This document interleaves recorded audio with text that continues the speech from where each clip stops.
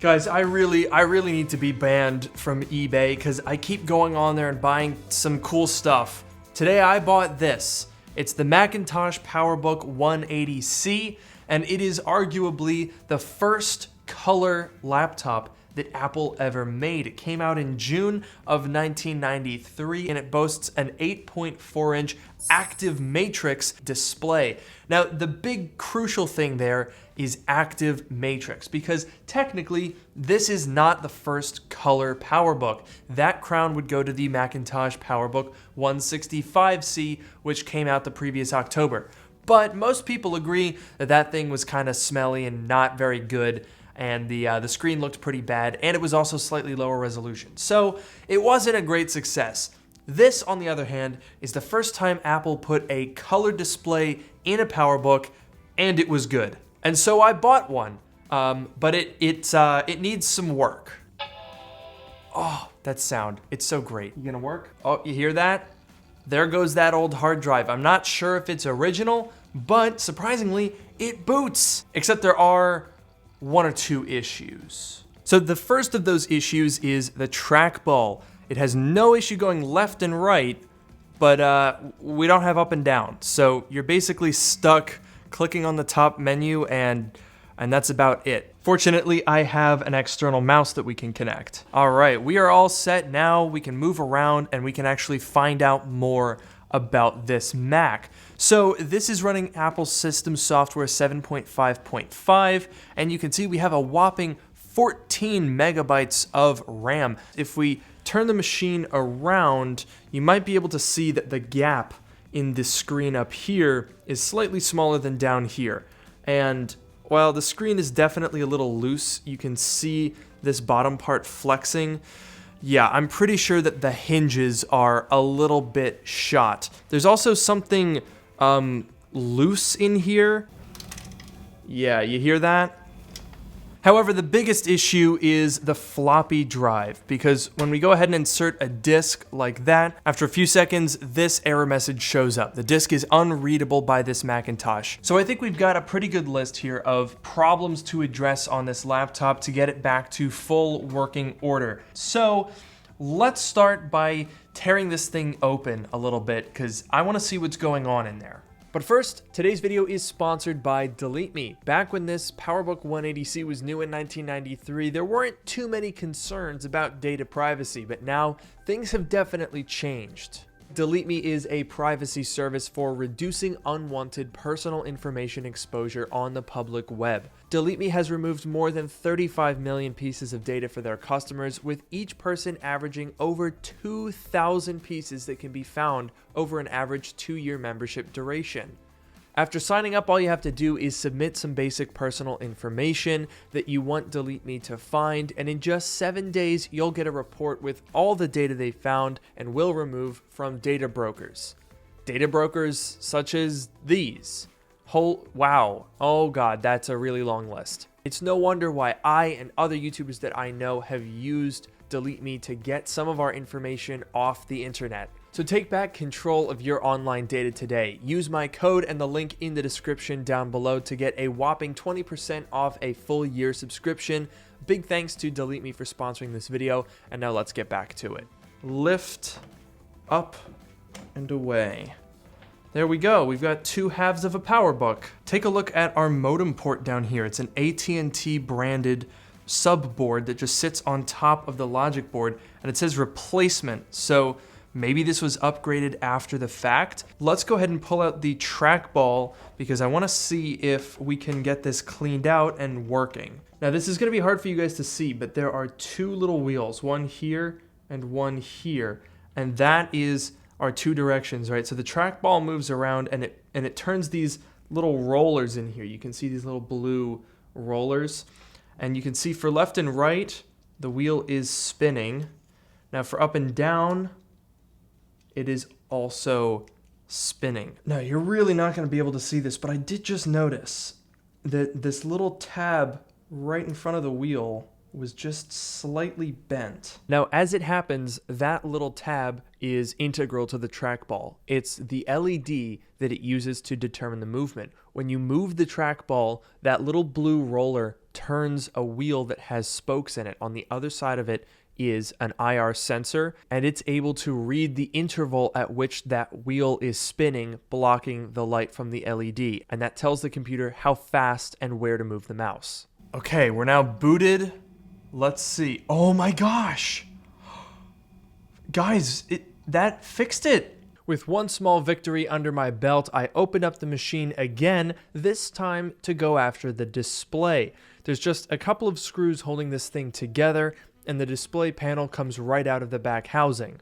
And sure enough, the screw posts are absolutely annihilated. This is an infamous issue on these PowerBooks. So I started clipping away at the plastic and eventually had to whip out the grinder so I could saw through this mess. And after honestly over an hour, I was able to get it sanded down enough to where I could use these 3D printed hinge replacements, which I'll link down below. So I whipped out the JB Weld because we don't want these things going anywhere.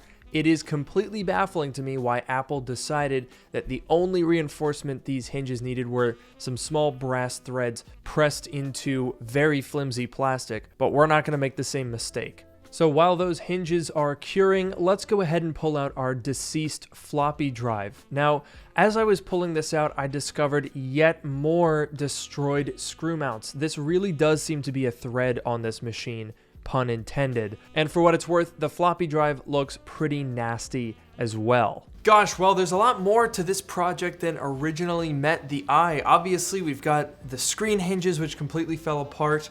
Even in here, the floppy drive standoffs have fallen apart on the bottom casing.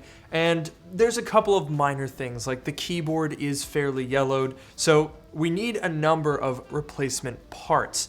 And this being a 30-year-old laptop, they're not exactly plentiful. So I got the next best thing. Another laptop. That's right.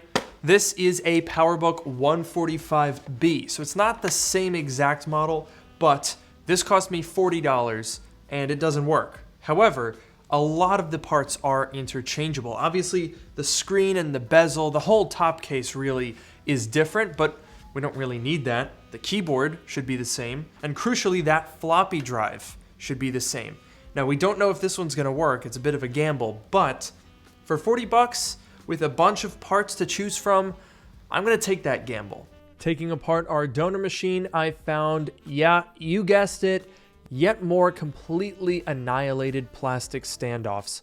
This floppy drive isn't really being held down either, so let's go ahead and remove it. When I took the bracket off, I did notice something interesting. This also seems to be a replaced hard drive, and it's being held in with, like, wood? Anyway, let's pull that drive out. At this point, I also figured I might as well go ahead and harvest that keyboard because our donor one seems to be less yellowed, a little less grody, and in generally better wear. So, you know, why not? We might as well take it, right?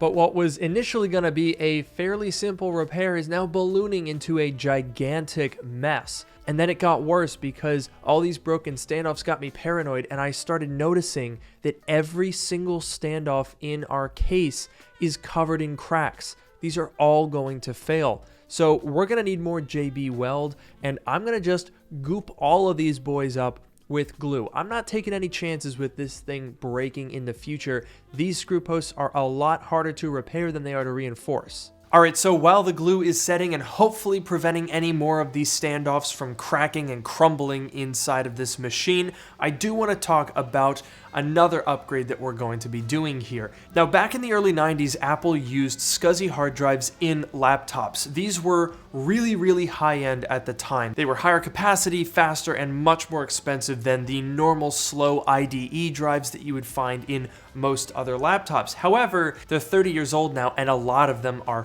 failing, and it's very, very hard to find replacements. Now, my machine does have apparently a working SCSI drive, but it's not the original one, and I think that gives us an opportunity to upgrade.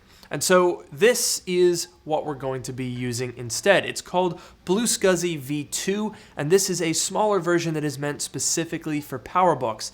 This is a Raspberry Pi based system that emulates a SCSI hard drive and connects with the exact same pins, but then instead of running off of a hard disk, it uses a MicroSD card. How about that? So with the glue now dried, it's time to assemble the machine again. And the first thing that we have to do is put the brass screw threads into our 3D printed holes. This is super easy. Just put a hot soldering iron on it and they'll melt right in and seat perfectly. It's really cool to watch. And now let's go ahead and reassemble the entire machine.